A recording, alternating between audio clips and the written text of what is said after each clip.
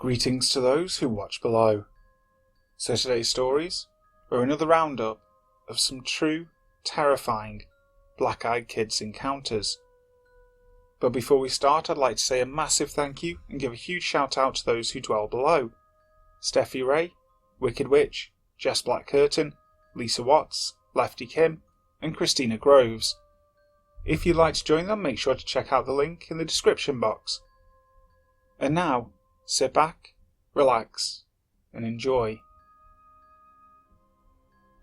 I let the black-eyed children inside my house. I live just outside of a rural town in Vermont. It's a tight-knit community where everyone knows one another and people don't lock their doors at night. There has never been any need to. A little over a year ago, I woke up because I heard a loud banging at my front door. At the time, my husband and I lived in a small home on a dirt road, just off the rural route into town. It was the middle of a snowstorm, and the nearby hills get very slippery in the snow, so I thought that someone might have been in an accident and broken down. It's happened before. When I look out the window, I could see that our motion spotlight was on. I could see that there were footprints in the snow that had come from our road and into our driveway, but there was no car anywhere. The snow was still covering the road, and no one had driven on it for at least a couple of hours. Our front door was obscured from the window, but I could see that someone was standing there. I wasn't sure what to think, so I woke up my husband just to feel safer. While I was telling him what was going on, the banging on the door started again, and my husband went to answer it while I stood in the hallway. When he opened the door, there were two children standing in the snow, looking toward the ground. They were a boy and a girl, and could not have been more than 8 years old. They were dressed strangely, and had odd haircuts. The girl's hair was very long and straight, and the boy had a dated haircut that looked almost like a bowl cut. They weren't dressed for winter, and my first thought was that they must have been Mennonite children, but as far as I know, there was never a large community of Mennonites near us. Thinking back on it, I know that my normal reaction to seeing children in a snowstorm would have been to rush them inside and bundle them up with some blankets and hot cocoa. But that's not how this felt. The children were very unnerving. They would not make eye contact, and when my husband asked them if everything was okay, they asked if they could come in. My husband looked at me like, "What do I do?" And I asked the kids where their parents were. "They'll be here soon," is all they said. It was around 2 o'clock in the morning at this point, so the only reasonable thought in my head was that there must have been an accident or these kids got lost. As much as my instincts told me not to bring them inside, I did it anyway. I went into the kitchen to make them some hot cocoa, while my husband took them into the living room. While I was fixing the kettle, I could hear my husband talking to the kids. He was asking them if they were okay, where they came from, how far they'd walked, if their parents' car was broken down, things like that. But they always answered, "Our parents will be here soon." They spoke in a sing-songy voice. They weren't afraid to be in a stranger's home at all. I started to notice that our cats were all hiding, except one who was in the kitchen with me. Normally our cats are very curious and friendly, and we have to be careful that they don't run out the door when we leave. This time none of them even tried to see who was here, which I thought was strange. All the hair on the cat's neck was standing up, and his tail was puffed up while he looked in the living room. When I bent down to pet him and see what was wrong, he hissed and started growling and backed up, until he had hid himself under the kitchen island. I have never seen him do that before. When I walked back into the living room, the kids were sitting on the couch as still as can be, but my husband was holding his head in his hands. I asked him what was wrong, and he just said that he felt very dizzy all of a sudden, but that he was fine. I turned back to the children to give them their cocoa, but when they looked at me, I gasped. It took everything inside of me not to drop the mugs and run away. When they looked at me, their eyes were completely black. They had no whites, just giant black pupils. When they saw that I was scared, they stood up and asked if they could use the bathroom. I tried to be as composed as I could be and showed them down the hall. They went into the bathroom together, and I hurried back to my husband to ask him if he had seen their eyes. He said he had seen them too, and said it looked like his brother's badly bruised eyes after a car accident. We were in the middle of talking about whose children they could be, when my husband's nose started to bleed. He's never had nosebleeds as long as I had known him. I just knew inside myself that this had something to do with the kids in the bathroom, and started crying, while I ran to get my husband some tissues. That's when the power went out. I heard my husband yell my name from the living room, and as I started to walk back through the hallway, I stopped dead in my tracks. The two children were standing at the end of the hallway. They weren't moving, and I've never been so scared in my whole life. They just stood there, in the dark.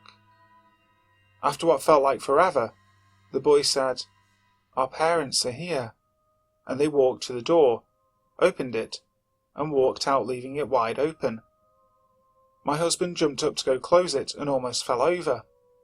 We looked out the window and saw two men standing by a black car idling at the end of our driveway.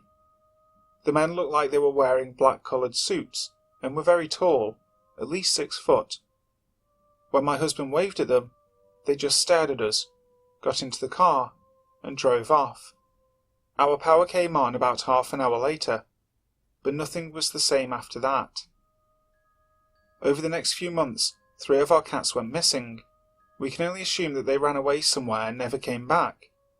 But the worst thing was coming home to find our cat Pigeon in a puddle of blood on the living room floor. He looked like he had been vomiting blood. The vet told us he had had some kind of hemorrhage. After my husband's nosebleeds became a regular occurrence, we went to see the doctor. He didn't know what to make of it other than dry nasal passages, but my husband was diagnosed with an aggressive skin cancer. When the doctor asked us if he used tanning beds, we both thought he was joking, but apparently this type of melanoma is linked to overuse of indoor tanning. The doctors think he will recover, but don't understand how he got it so bad so quickly. My husband has never worked an outdoor job and spends relatively little time in the sun. Since we let the black-eyed kids inside our home, I've also suffered from regular dizzy spells and nosebleeds on a regular basis. I've had other issues which I won't mention, but trust me when I say that I am suddenly in the worst condition of my life, and no one can do anything about it. I know that all of this is because I let the black-eyed children into my home. We've told everyone we could about the strange kids that showed up that night, but no one else saw them, and some laugh at how scared we were of the Mennonite kids. But we know what we saw. I wish my husband had never opened that door.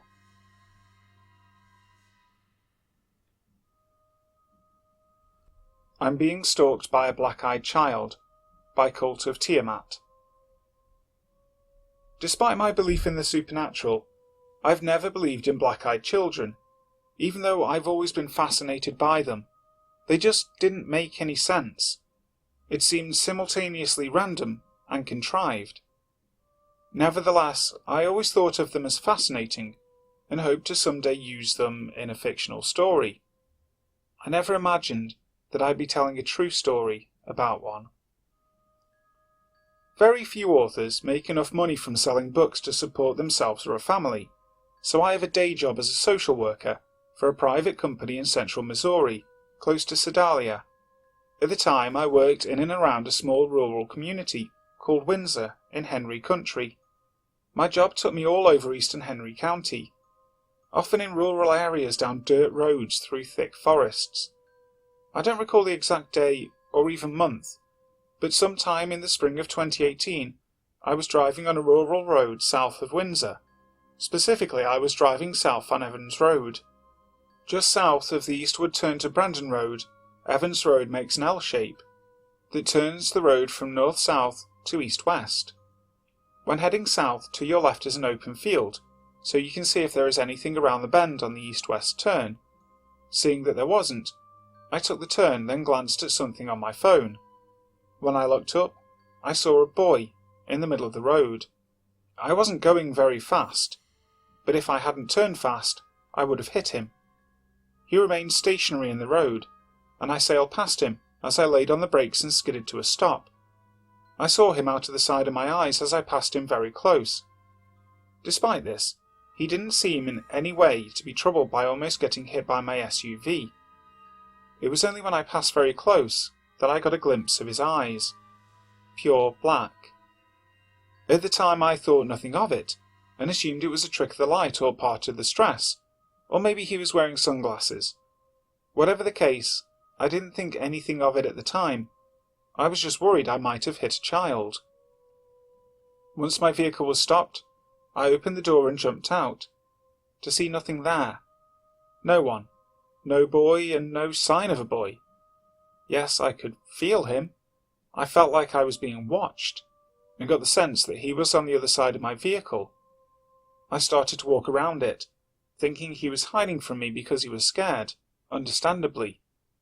I called out to him, then dropped to my knees to look under my SUV, to see if I could find his feet, and know how far from me he was on the other side of the vehicle. I saw nothing.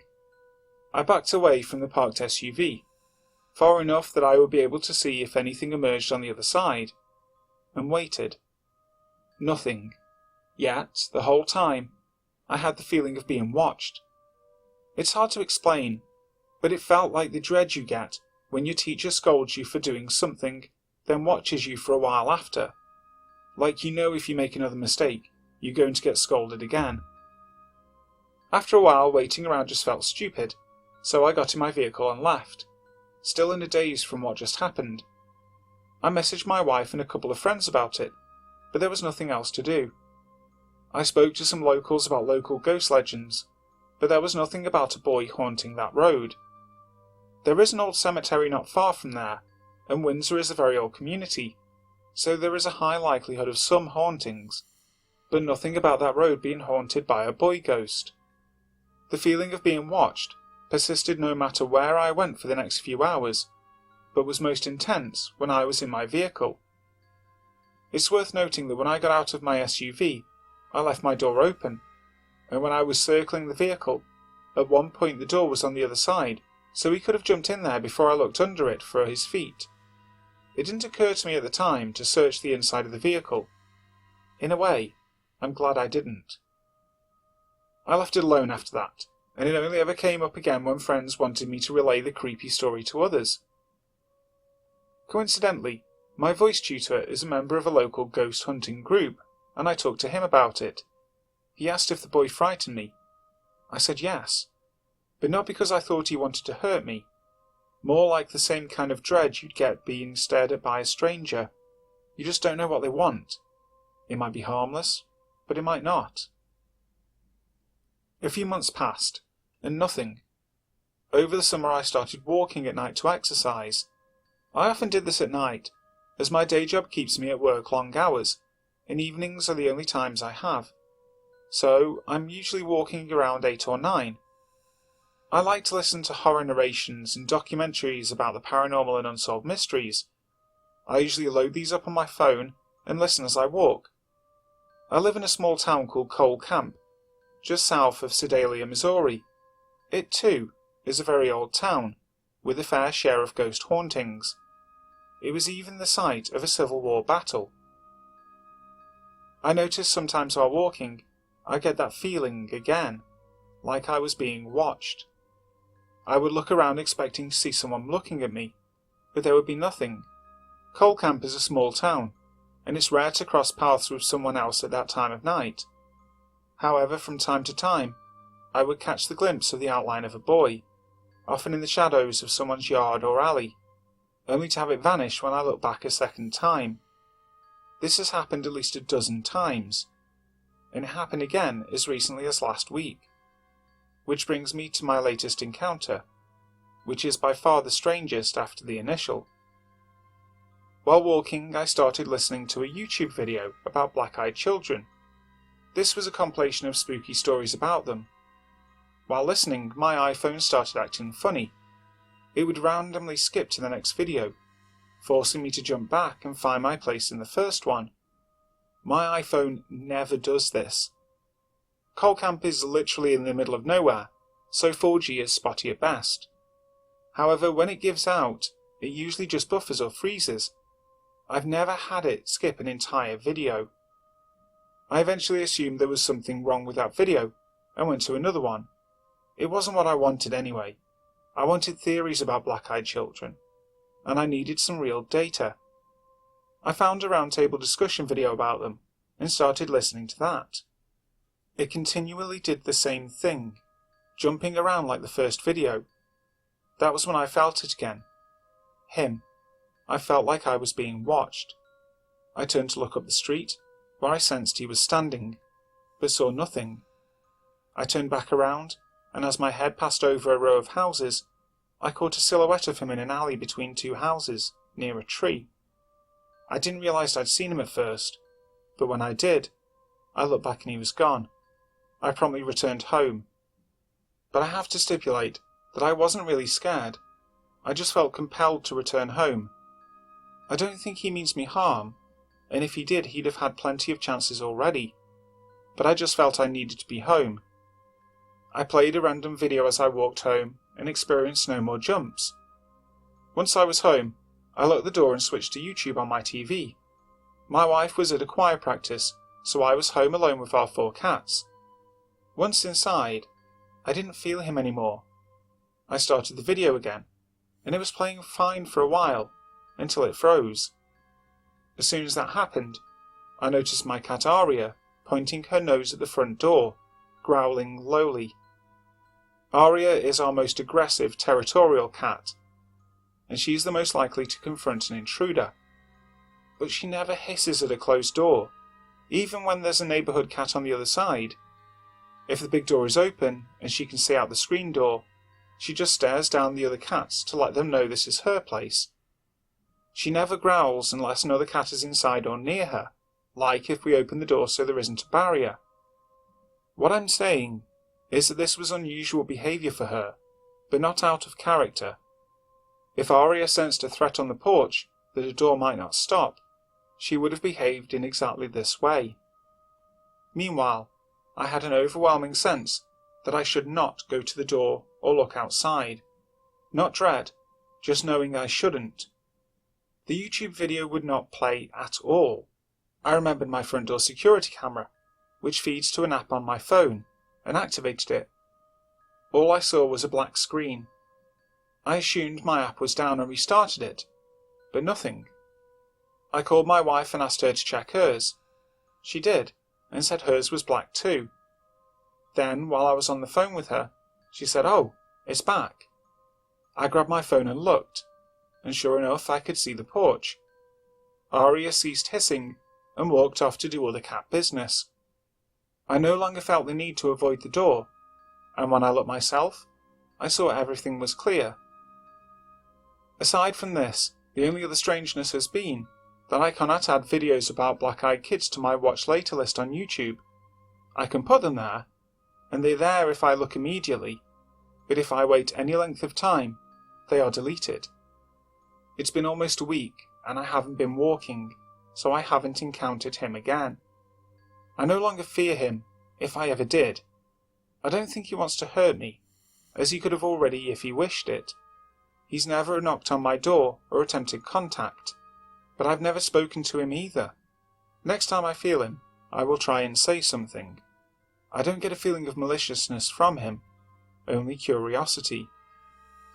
My wife, incidentally, calls herself a cautious believer in these things, but she does not believe in BEKs specifically. She believes my initial encounter was a legitimate ghost sighting, but everything that has followed has been the product of my own overworked and highly creative mind, which is fair. I also know that this encounter is atypical of black-eyed children, in that they tend to be malicious and sadistic, and are not shy about approaching people. Perhaps this one was touched that I got out of my vehicle to check on him, after I almost hit him, instead of driving away. There's no need to warn me of the risks. I already know not to let him into my house. If he comes to my door, I'll talk to him through it. Again, he's never tried this, though. I am at a loss for understanding this. This is not my first paranormal experience, but it is by far the most intriguing. Hi guys, thank you for listening to these tales today. I really hope you enjoyed them. If you want any more black-eyed children stories, please let me know and I'd be more than happy to do another video on them. Also, if you haven't already, please subscribe to the channel, making sure you hit the notification bell so you know when the next video goes live. So, until next time, sleep tight.